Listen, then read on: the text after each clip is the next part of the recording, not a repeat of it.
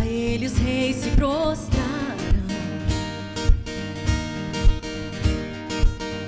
cadeias quebrará e os corações o adorarão. Pois quem impedirá o Senhor? Este é o nosso Deus, Leão de Judá, rugindo com poder, por nós batalhará, e o mundo há de render-se a Ele. Este é o nosso Deus, Cordeiro imolado, seu sangue derramou por nossos pecados, e o mundo há de render-se ao Cordeiro e ao Leão, e o mundo há de render-se a Ele.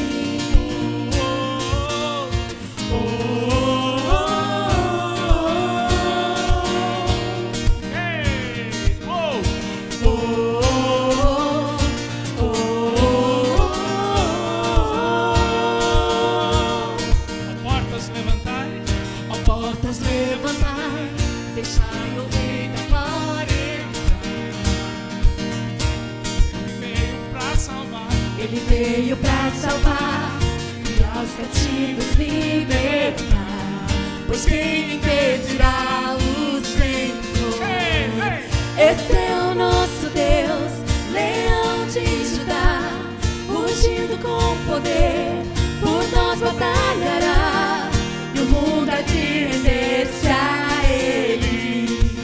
Esse é o nosso Deus, Cordeiro imolado, seu sangue derramou por nossos pecados, e o mundo há de render-se ao Cordeiro e ao Leão, e o mundo há de render-se a Ele.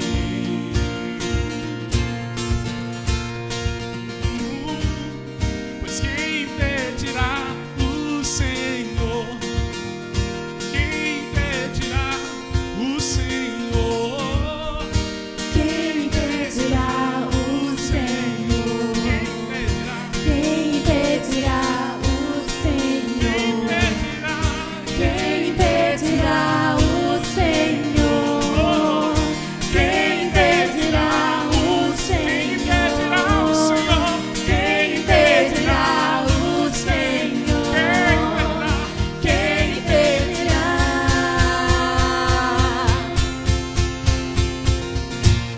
Esse é o nosso Deus, Leão de Judá, rugindo com poder, por nós batalhará, e o mundo há de render-se a Ele. Esse é o nosso Deus, Cordeiro imolado, seu sangue derramou por nossos pecados, e o mundo há de render-se ao Cordeiro e ao Leão, e o mundo há de render-se a Ele.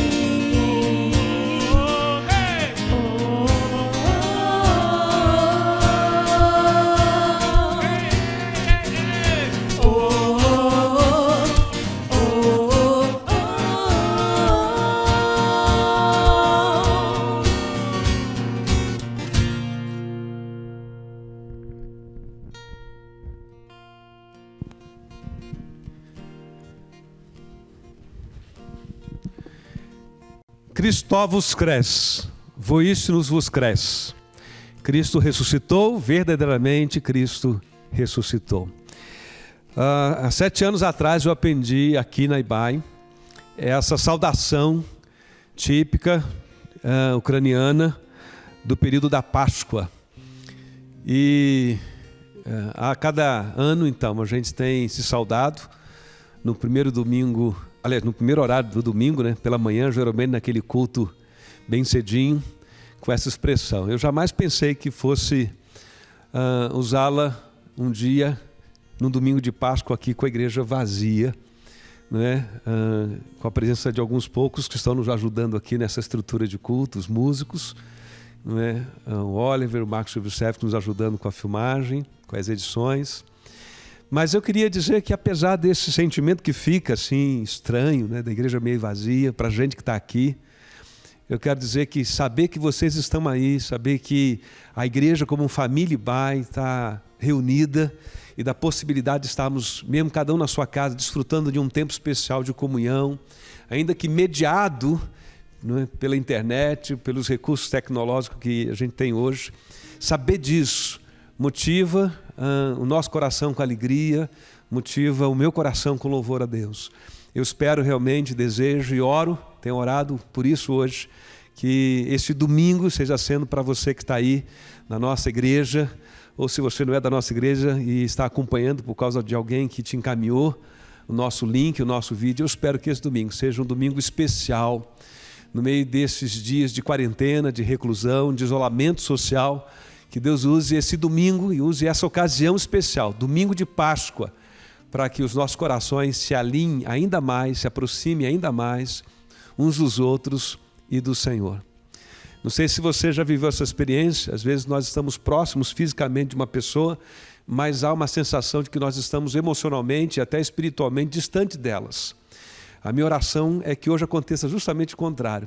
Apesar de estarmos, do ponto de vista físico, do arranjo geográfico da nossa cidade, das nossas casas, distantes, eu espero que os nossos corações, os nossos afetos e que os nossos sentidos espirituais estejam próximos, unidos, reunidos espiritualmente diante do Senhor.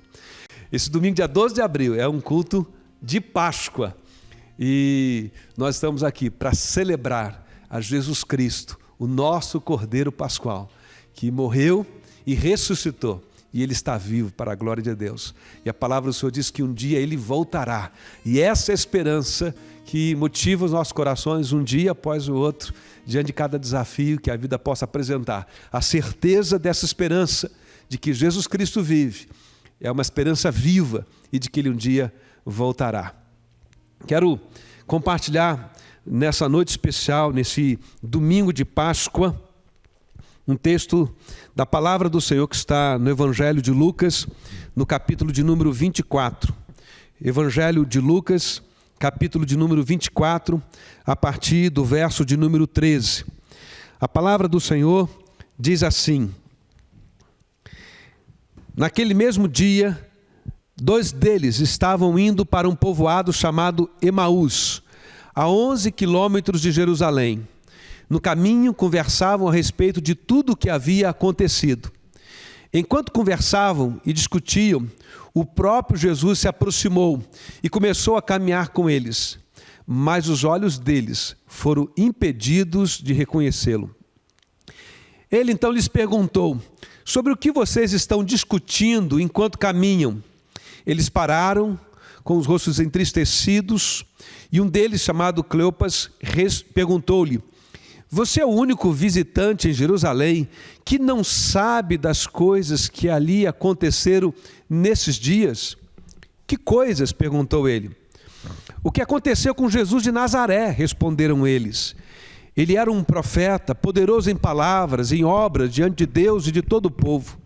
Os chefes dos sacerdotes e as nossas autoridades o entregaram para ser condenado à morte e o crucificaram. E nós esperávamos que era ele que ia trazer a redenção a Israel. E hoje é o 3º dia desde que tudo isso aconteceu. Algumas das mulheres entre nós nos deram um susto hoje. Foram de manhã bem cedo ao sepulcro e não acharam o corpo dele. Voltaram e nos contaram ter tido uma visão de anjos que disseram que ele está vivo. Mas alguns dos nossos companheiros foram ao sepulcro e encontraram tudo exatamente como as mulheres tinham dito, mas não o viram. Ele lhes disse: como vocês custam a entender e como demoram a crer em tudo que os profetas falaram. Não devia o Cristo sofrer essas coisas para entrar na sua glória? E começando por Moisés e todos os profetas, explicou-lhes o que constava a respeito dele em todas as Escrituras. Ao se aproximarem do povoado para o qual estavam indo, Jesus fez com que ia mais adiante, mas eles insistiram muito com ele: fique conosco, pois a noite já vem, o dia já está quase findando. Então ele entrou para ficar com eles. Quando estava à mesa com eles, tomou o pão, deu graças, partiu e o deu a eles. Então os olhos dele foram abertos e o reconheceram, e ele desapareceu da vista deles.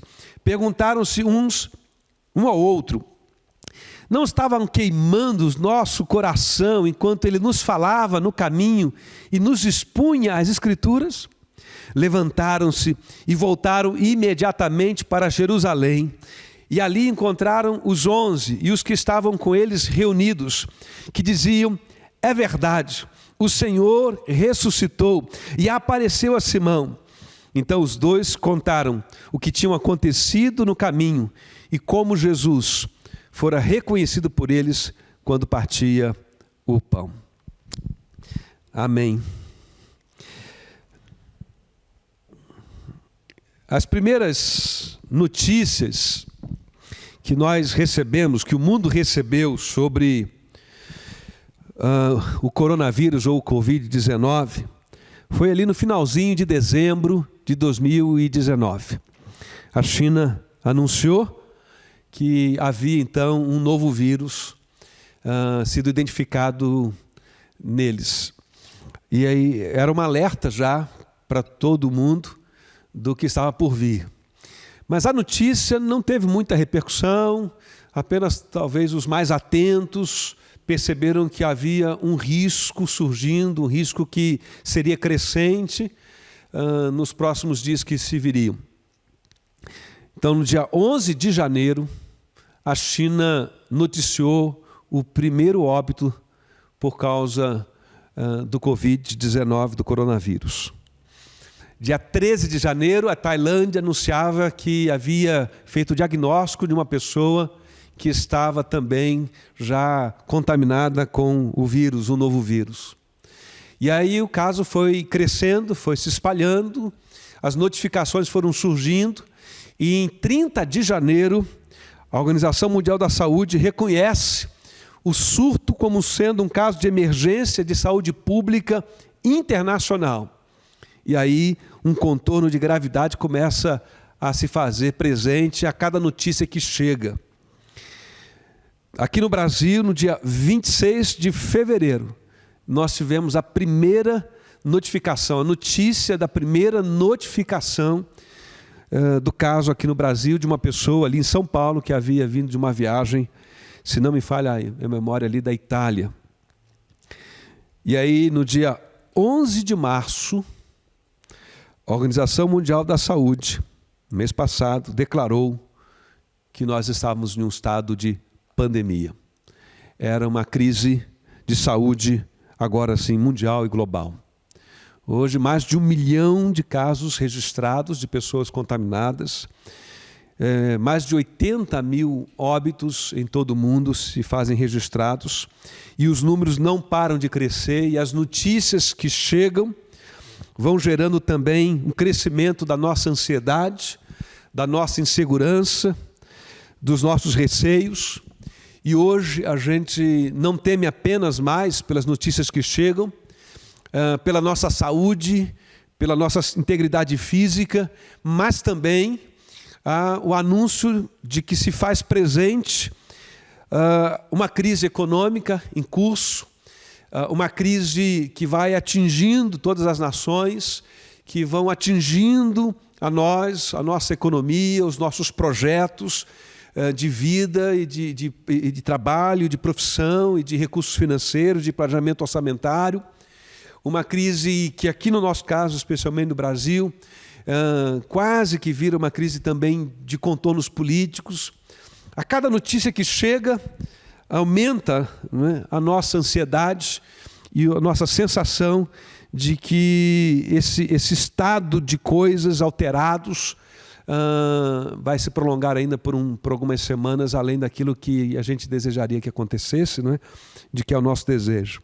Por isso nós estamos orando, e a nossa oração tem sido, então, que Deus tenha misericórdia, né, de todos nós, e que na sua misericórdia Ele possa abreviar esse momento que nós vivemos.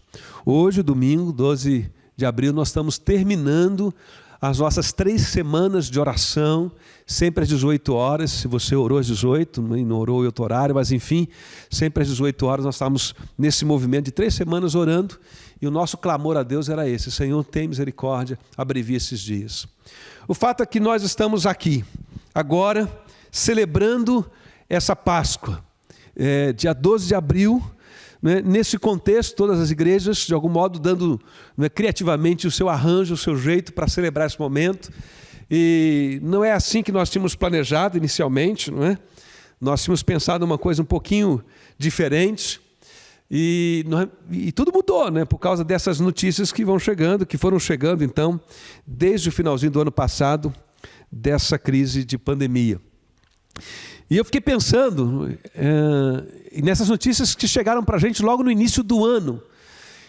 Podia chegar em qualquer outra época, mas chegam logo no final do ano passado, na virada do ano passado para o ano novo, do ano de 2020, e nesse período em que a gente faz tanto plano, que a gente é motivado, a gente é incentivado a fazer votos, planos, projetos, as nossas expectativas geralmente são elevadas, não é? Com a chegada de um novo ano, e de repente agora tudo parou, a economia parou, os projetos das nações, os projetos de planejamento também das igrejas, da nossa igreja, o nosso projeto de celebração de culto de Páscoa, tudo mudou. Alguém postou em algum lugar e eu li, achei interessante, é como se Deus estivesse com essa quarentena, essa pandemia, dizendo para o mundo inteiro: aquietai-vos e sabei que eu sou Deus, e colocou todo mundo no cantinho do pensamento. E agora a gente está recluso, cada um de nós dentro da sua casa, pensando nos próximos dias que virão, como nós vamos lidar com isso, com essa crise, que é não só uma crise, repito, de saúde, mas é uma crise também já anunciada, é uma crise econômica.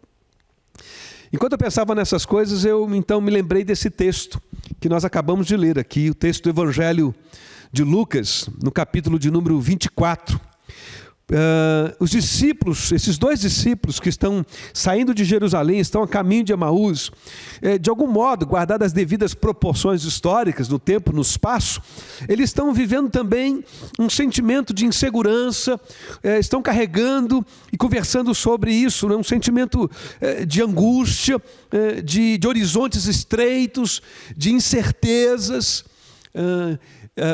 sobre o que vai ser da vida deles, a partir da experiência que eles viveram, do anúncio da morte de Jesus na sexta-feira. A morte de Jesus não foi sentida pelos seus discípulos apenas como o fim de um relacionamento com um amigo, não foi sentido apenas como a perda de alguém que era querido, que era amado. A morte de Jesus representou também para eles o fim de um projeto, uma virada de ponta cabeça em sonhos, em esperanças, expectativas elevadas de uma vida de glória e que de algum modo foi inspirada por Jesus ao longo de 3 anos de caminhada. Você precisa imaginar essa situação. Esses homens caminharam com Jesus durante 3 anos. Eles viram Jesus curar um cego, curar um leproso, curar aleijado, fazer muitos sinais. E cada sinal foi cativando o coração deles com um senso elevado de esperança e de expectativa quanto ao que Jesus poderia oferecer.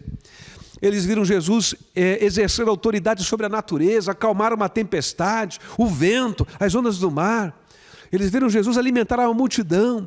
E agora eles estão com os seus corações tomados de um sentimento de elevada expectativa. E há uma semana atrás, no domingo que ficou conhecido como Domingo de Ramos, porque Jesus entrou, e os evangelhos registram como a entrada triunfal de Jesus em Jerusalém, ele foi aclamado como um rei na entrada da cidade. As pessoas levaram ramos e aclamavam Jesus dizendo: Hosana, Hosana. E esse foi a expectativa, foi com essa expectativa, com essa experiência elevada, que eles entraram em Jerusalém para viver aquela semana. Mas de repente, chega a sexta-feira, e na sexta-feira tudo mudou. De repente se registra na retina do olhar deles, não Jesus se assentando sobre um trono em Jerusalém, mas porque não é um trono que é erguido, é uma cruz. E eles então são testemunhas da traição de Jesus, são testemunhas de que Jesus é preso, é castigado, é ferido. E eles viram Jesus sendo humilhado, Eles viram Jesus tendo a sua cabeça, a sua testa ferida com uma coroa humilhante de espinhos. Eles viram Jesus carregando a cruz, fragilizado, tombando, caindo, precisando ser assistido para levar a sua própria cruz. E eles viram Jesus ser crucificado. Eles viram quando os soldados cravaram os pregos, e nós chamamos de cravos, nas mãos e nos pés de Jesus. Viram a cruz ser erguida e ouviram um gemido de Jesus de dor, porque sentia a dor dos pregos, dos cravos, cravando a carne, rasgando a carne, ferindo os seus ossos. E essa imagem marcou profundamente a todos eles. Eles se dispersaram, diz os evangelhos. E aqui no texto nós encontramos então esses dois homens nessa caminhada, frustrados, angustiados, inseguros. A vida deles está de ponta cabeça. A notícia da morte e do sepultamento de Jesus de sexta-feira os marcou profundamente. E de repente então, tudo mudou. Tudo mudou. A notícia da morte de Jesus se impõe sobre eles e provoca a necessidade de uma revisão de agenda, de vida, de rotina, e eles não conseguem mais falar de outra coisa. Eu acho que a reação dos discípulos, e me refiro agora especialmente a esses dois no caminho de Emaús, é uma reação muito humana e muito natural. Quando nós nos sentimos feridos pela morte, especialmente por uma morte que chega de forma assim tão absurda, por notícias tão chocantes como aqueles receberam, e que de alguma forma vão estreitando os nossos horizontes de possibilidades, é muito natural que esse seja o nosso assunto por muitos quilômetros ao longo da nossa vida, por muitos dias ainda. O texto diz que Jesus se aproximou deles e eles estavam conversando sobre isso, se perguntando o que foi que aconteceu, o que vai ser da vida deles, se perguntando certamente se tudo que eles viverem, se tudo que eles experimentaram não foi uma grande ilusão, talvez se perguntando se não foi um grande equívoco. A mente está confusa, há uma ansiedade, há certamente uma angústia enorme presente no coração deles. E aí é interessante que quando Jesus se aproxima e pergunta quais são as notícias que eles estão, sobre o qual eles estão conversando, eles reagem, né, a Jesus dizendo: o que é isso? Você não sabe, você é forasteiro, é o visitante, é o único que não sabe o que aconteceu, das últimas notícias. É como se ele dissesse: você não está lendo os jornais, você não está acompanhando os noticiários da TV, o que aconteceu em Jerusalém nesses últimos dias? E Jesus pergunta: o que aconteceu? O que acontece é que eu acho que essa reação deles é muito natural, neles e em mim e você. Hoje a gente não fala de outra coisa, né? A gente não fala de outra coisa a não ser das notícias, dos números, das estatísticas. E para não falar disso, a gente tem que fazer um esforço muito grande. Mas se você liga a televisão, essas são as notícias. Se você está em algum grupo de WhatsApp, essas são as notícias. Se você abrir o Facebook, essas são as notícias. E a gente não consegue falar de outra coisa. Mas eu fiquei pensando que quando esse estado de angústia, de insegurança, de horizontes estreitos, de incerteza e de medo, de amargura, de espírito, de alma, se prolonga sem que a gente possa processar isso adequadamente diante de Deus, a gente corre o risco de alguma forma, tendo a nossa mente cativa dessa amargura, de uma frustração, de uma ansiedade, a gente nem se dá conta de que Deus está presente ao nosso lado em todo o tempo, apesar de tudo. Eu acho interessante o que diz o verso 16 desse texto. O verso 16 diz que Jesus se aproximou deles, mas os olhos deles foram como que impedidos de reconhecer a Jesus. Isso se dá provavelmente por dois motivos. Primeiro, porque o corpo de Jesus é um corpo glorificado. E até a Maria Madalena, que é a primeira a ter contato com Jesus, confunde ele como jardineiro, uma espécie de cuidador, não é, da sepultura lá onde estava Jesus, e pensa que ele cuidou e retirou o corpo de Jesus, e ela conversa com Jesus como se fosse o jardineiro, e aí Jesus, quando fala o nome dela, Maria, ela reconhece, diz mestre. Marcos registra que, de algum modo, Jesus aparece aos discípulos e a sua forma é diferente. É Jesus em carne e osso, mas o seu corpo é um corpo glorificado. É o mesmo Jesus, a sua identidade está preservada. Quando ele apareceu aos discípulos e Tomé, na segunda vez, está lá presente, ele diz, Tomé, pode tocar aqui em mim, veja aqui as marcas dos cravos, dos pregos, do ferimento no meu corpo. Então é um corpo que guarda uma certa identidade, uma afinidade com o corpo anterior, mas não é o mesmo corpo. É um corpo novo, é um corpo glorificado, é um corpo redimido. Essa é uma razão que pode explicar, em parte, por que os discípulos não reconheceram Jesus quando ele se aproximou. Mas eu também creio, em segundo lugar, que em parte eles não conseguem perceber, porque de algum modo há um descompasso espiritual provocado pela aquele sentimento que vai se instalando na vida deles, de amargura, de angústia, de horizontes estreitos, porque eles não conseguem falar de outra coisa a não ser da morte e do absurdo do que eles viram na sexta-feira da paixão. Eu creio que, de algum modo, essa expressão do verso 16 representa e descreve um estado espiritual de perda da sensibilidade espiritual para reconhecer a presença de Jesus ao lado deles. E aí o texto diz que Jesus, quando pergunta a eles qual é o motivo da tristeza, e eles sem reconhecer quem é Jesus, eles acham que Jesus é um visitante, e quando a gente está meio entristecido, angustiado demais, e alguém se aproxima da gente e parece que não está compartilhando os mesmos sentimentos que a gente está compartilhando, né, de angústia e tristeza, a gente tem essa presença como se fosse um incômodo, e parece que foi assim que os discípulos reagiram para Jesus, parece um incômodo, não é? Só que quando Jesus pergunta e eles começam a contar o que aconteceu, Jesus então faz uma advertência amorosa, com certeza amorosa, mas uma advertência que é na verdade um convite para que eles pudessem perceber que é domingo de Páscoa, é domingo da ressurreição, e de que a última notícia não era da sexta-feira, a última notícia, a notícia mais recente que eles deveriam ter conhecimento, não foi o que aconteceu na sexta-feira, mas era a notícia da ressurreição de Jesus no domingo. Olha que coisa irônica, é domingo da ressurreição. Jesus já apareceu para as mulheres, elas estão dizendo para todo mundo, ele ressuscitou. E eles recebem essa notícia, mas eles não dão muito crédito à palavra das mulheres, e eles estão ainda com o coração meio que incrédulos, e eles não estão conseguindo acreditar e que Jesus ressuscitou de fato. E quando Jesus se aproxima, eles não enxergam e começa a conversa toda. O texto diz que Jesus diz para ele, olha, vocês estão com seus corações atrasados. Há uma há uma perda de sensibilidade para perceber que é domingo e que a última notícia da vida de vocês e da história da vida de vocês não é a morte, mas a ressurreição, a vitória sobre a morte que a ressurreição de Jesus representa.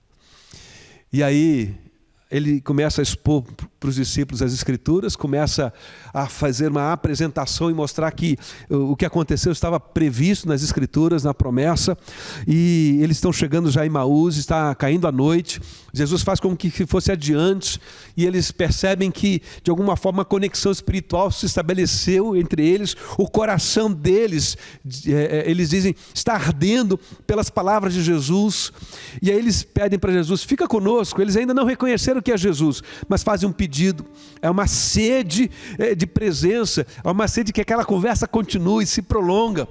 Aquela conversa, ela é uma conversa terapêutica, restauradora da fé, do ânimo, da esperança, do olhar para além daquele horizonte imediato, estreito que eles estavam vivendo.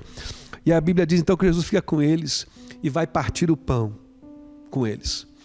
E no partir do pão, eles reconhecem que é Jesus ressurreto que está ali diante deles. Os olhos que antes estavam fechados, agora se abrem e eles reconhecem que é Jesus que está ali diante deles. Talvez isso tenha sido porque eles tenham visto a mão de Jesus e os sinais da crucificação na mão. Talvez tenha sido por causa da oração que Jesus fez, dando graças pelo pão, pela maneira como ele celebrou. Talvez tenha sido por algum aspecto singelo, de um gesto simples que Jesus fez com aqueles pães ali, ao partir o pão com eles, naquela simplicidade daquele lugar em Emaús. E esse gesto simples, repetido tantas vezes, em tantas refeições juntos, foi ativado na memória deles, e a memória deles trouxe luz à consciência de que sim, de fato, eles estavam diante de Jesus. E aí eles juntam as peças desse quebra-cabeça, a exposição que Jesus faz das Escrituras, de como o coração deles ardia, e de algum modo a espiritualidade se restaura, a fé se restaura, a esperança se renova. E agora estão tomados de um sentimento de louvor, de alegria, e eles não conseguem mais se conter. E o texto diz aqui que o verso 33, eles se levantam já de noite, mas imediatamente, eles não vão esperar o próximo dia, eles não vão esperar pela segunda-feira, naquela noite mesmo, domingo à noite, eles correm de volta para Jerusalém e vão ao encontro dos 11 para se reunir com eles e para confirmar: verdade, é verdade, o Senhor ressuscitou e ele apareceu para nós. E o texto diz, aqui terminando, verso 35, que eles se encontram com os 11, com os outros que estavam lá, e falam de como Jesus fora reconhecido por eles enquanto partia o pão. Eu queria terminar essa palavra dizendo para você: hoje é domingo de Páscoa. Hoje nós celebramos a ressurreição de Jesus. E essa notícia, na cronologia da nossa história, ela veio antes do coronavírus. Essa notícia já tem mais de 2000 anos que ela foi compartilhada e anunciada. E até hoje, pela exposição do Evangelho, pela pregação da igreja, especialmente no domingo da ressurreição, neste domingo. Mas ela é a primeira notícia, mas é também a última no valor, no peso e na sua importância. Então eu queria terminar essa palavra dizendo para você que está aí acompanhando a gente, seja hoje, domingo, seja algum outro dia da semana, eu queria dizer para você que a última notícia da nossa vida, da nossa história, não é o Covid, não são a decisão da Organização Mundial de Saúde de declarar pandemia, não foi a notícia de que chegou no nosso país, não são essas últimas notícias que você acabou de ler hoje pela manhã. A última notícia no sentido de peso, ou a notícia mais importante, de maior valor, de maior significado, é de que Jesus Cristo ressuscitou dentre os mortos. Sabe o que significa isso? Que eu e você não precisamos mais ter medo na morte, porque Jesus venceu a morte. E o apóstolo Paulo escreve aos Coríntios dizendo que ele é a primícia, ele é o primeiro, ele é o que nós seremos também. Um dia, nós, aqueles que passamos pela experiência da morte, nós temos a garantia, o selo pela ressurreição de Jesus, de que nós também ressuscitaremos. A ressurreição de Jesus então significa para nós como crentes que não há mais notícia histórica que seja mais importante, que seja mais relevante, que seja mais determinante, que de alguma forma nos afete tanto quanto essa. A notícia da ressurreição de Jesus é a maior de todas as notícias que a gente pode abrigar em nosso coração.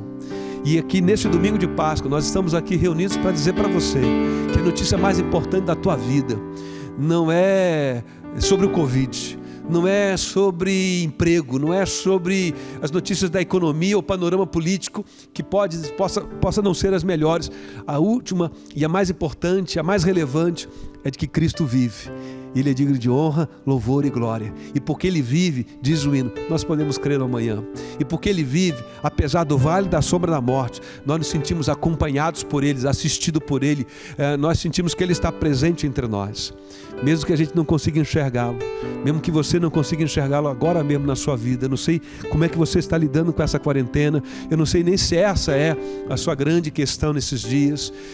Talvez muitos de nós estejamos lutando com outros problemas muito anteriores ao Covid, e talvez algumas famílias, alguns corações, né, sejam aí aflitos por questões anteriores, questões muito anteriores ao anúncio do Covid. Mas hoje a gente vem aqui dizer para você que a notícia mais importante, a notícia mais extraordinária que pode ser abrigada no seu coração, no meu coração, é de que Jesus Cristo vive. Por isso o apóstolo Pedro diz que em Deus, em Cristo, nos trouxe uma esperança viva por meio da ressurreição dele. E o apóstolo Paulo então diz: onde está a morte, a tua vitória? Onde está a morte, o teu aguilhão? Porque nós temos essa certeza da vitória por meio da ressurreição de Jesus.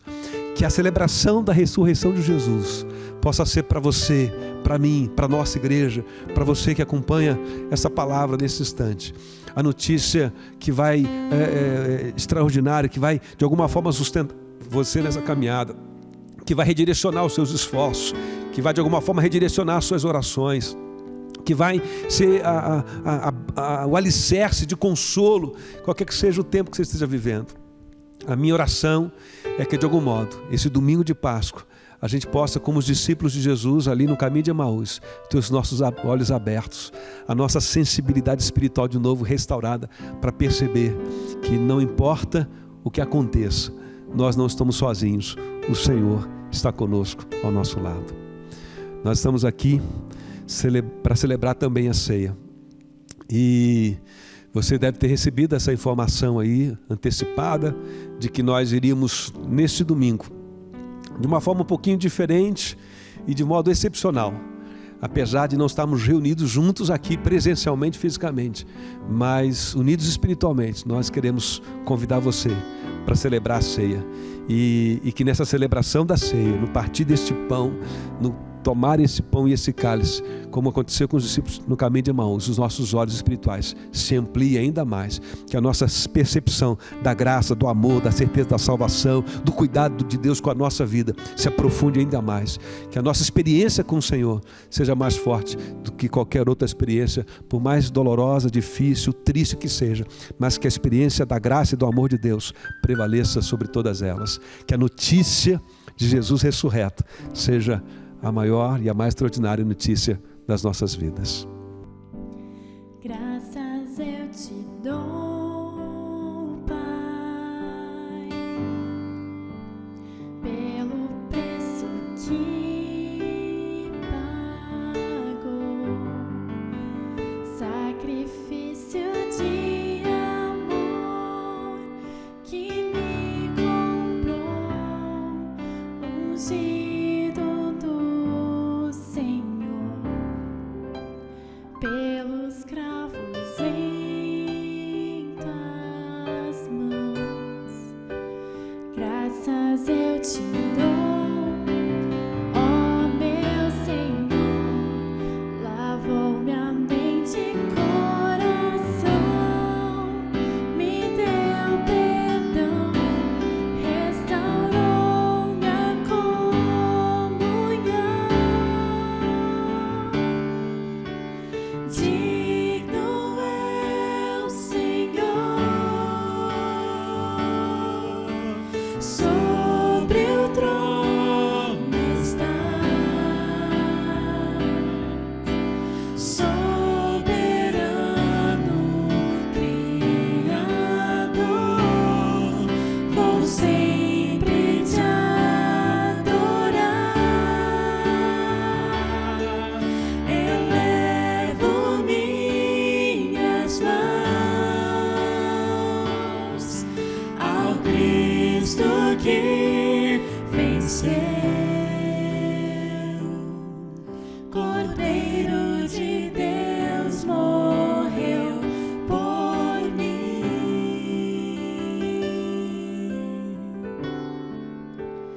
mas ressuscitou.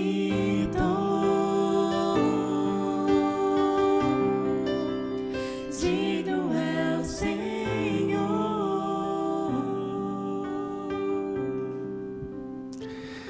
A ceia foi instituída pelo Senhor Jesus na noite em que Ele foi traído. Na noite em que o Senhor foi traído, Ele se doou e Ele se entregou. O pão representa o corpo de Jesus e o cálice com o suco de uva representa o sangue de Jesus.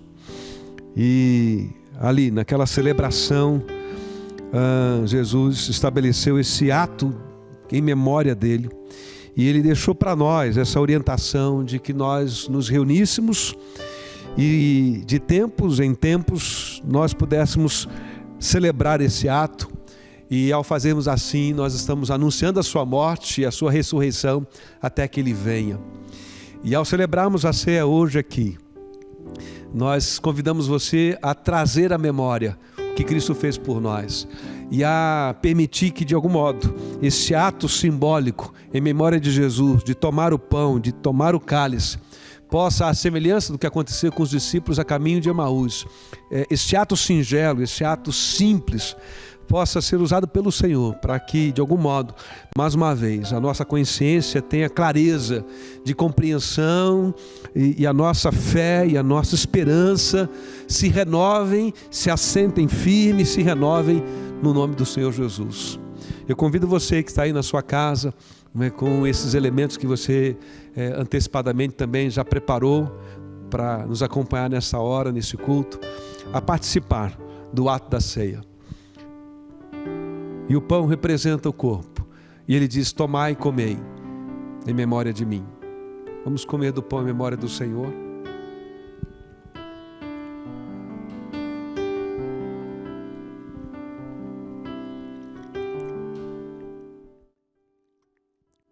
E os evangelhos dizem que depois então do pão, de ceiar, ele tomou o cálice e deu graças. E diz que o cálice representava a nova aliança. No sangue dele, o sangue do Cordeiro, que tira o pecado do mundo. E eu convido você a tomar esse cálice também.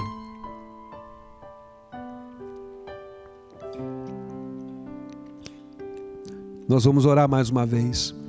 Feche seus olhos se você puder e desejar. Ore comigo. Senhor, nós te damos graças por essa noite, por esses elementos da ceia que nós consagramos ao Senhor e por termos nos reunir, ó Deus, ainda que de um modo virtual, nessa experiência, Senhor, que é sobretudo uma experiência de sentidos espirituais.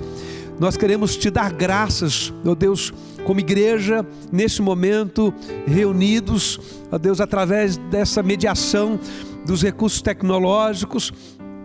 E nós te damos graças por Jesus Cristo, pela sua ressurreição. E nós celebramos hoje, neste domingo, ó Deus, o que o Senhor Jesus fez por nós, a sua morte e a sua ressurreição, que oferecem para nós este selo, esta garantia, esta segurança de que esta notícia da ressurreição é a notícia mais extraordinária da nossa vida, da história da nossa vida. E de que apesar, ó Deus, das lutas pelas quais nós passamos, pelas provações que nós experimentamos, pelas frustrações, pelas perdas, pelo sofrimento, ainda assim se renova a cada momento, a cada instante em que nós nos lembramos do Senhor, a nossa certeza de que a nossa vida está debaixo do teu controle e do teu cuidado. Que nesse domingo de Páscoa, Senhor, mais uma vez o Teu Espírito Santo, pela exposição da Tua Palavra, pelo ato simbólico de celebração desta ceia, possa fazer despertar em todos nós, ó Deus, que participamos desse momento, este sentido, ó Deus, de que nós não estamos sozinhos, mesmo que a gente não seja capaz de enxergá-lo presente ao nosso lado. Ó Deus, a presença do Senhor junto dos discípulos a caminho de Emaús nos oferece essa ilustração, ó Deus, de que o Senhor está conosco em toda a nossa caminhada, mesmo que seja momentaneamente uma caminhada triste, uma caminhada em que de algum modo a gente luta com essa sensação de que a vida ficou de ponta cabeça, de que os nossos projetos, de que os nossos sonhos saíram, ó Deus, do seu eixo, e de que de alguma forma o nosso olhar para amanhã é incerto, é inseguro. Ainda assim nós podemos ter a certeza de que o Senhor está conosco, de que o Senhor está presente, de que o Senhor vive, e de que o Senhor há de dar para a gente toda a palavra, toda a direção, toda a sabedoria, toda a orientação que nós precisamos, todo o consolo, todo o amparo que nós precisamos para atravessar esse momento. Por isso nós oramos, ó Deus, nesse instante, pedimos, dá-nos paciência, traz consolo para o nosso coração e traz renovação espiritual, porque hoje aqui nós celebramos o domingo de Páscoa, o domingo da ressurreição de Jesus. E essa notícia, para nós, é a maior de todas as notícias da nossa vida, da nossa história de vida. Nós oramos e te bendizemos por essa hora, no nome do Senhor Jesus, o nosso Salvador e Senhor. Amém. Pelos cravos em suas mãos, graças eu te dou, ó meu Senhor. Lavou minha mente e coração, me deu perdão, restaurou minha comunhão. Digno é o Senhor, sobre o trono está. Soberano Criador, vou sempre te adorar. Elevo minhas mãos ao Cristo que venceu, Cordeiro de Deus morreu por mim,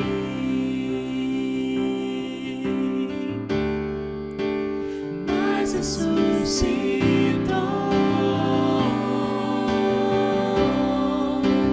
Digno é o Senhor,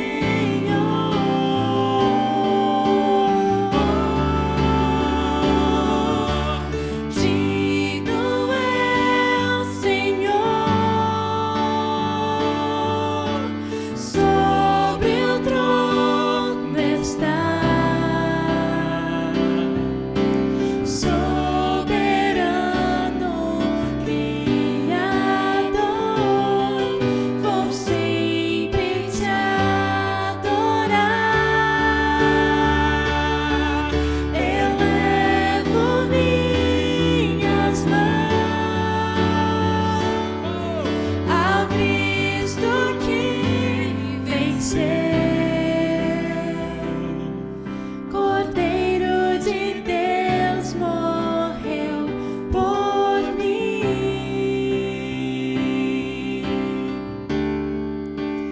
mas ressuscitou.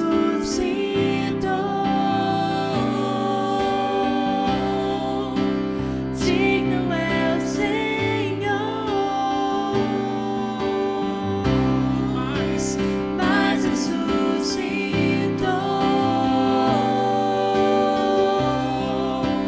Digno é o Senhor.